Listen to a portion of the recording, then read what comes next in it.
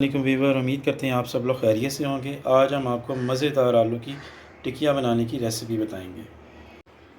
अस्सलाम वालेकुम वीवर्स। सबसे पहले आलू बॉईल करके इसको ग्रेट कर लें।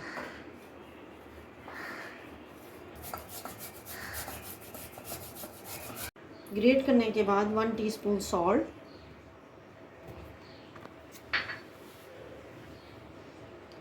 1 टीस्पून कुटी लाल मिर्च, 1 टीस्पून पिसी लाल मिर्च, हाफ टीस्पून काली मिर्च, 1 टेबलस्पून लेमन जूस,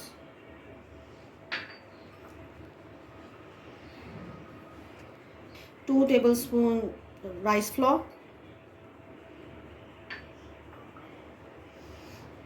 1 चॉप प्याज,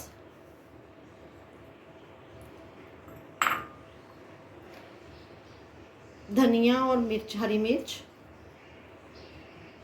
1 टेबलस्पून पिसा धनिया, 1 टीस्पून ज़ीरा,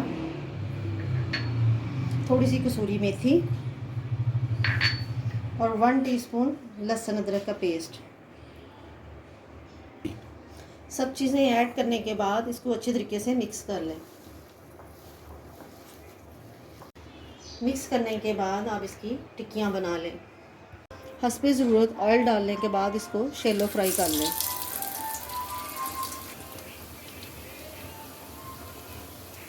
मेरा वीवर्स, आलू की टिक्कियाँ रेडी हैं।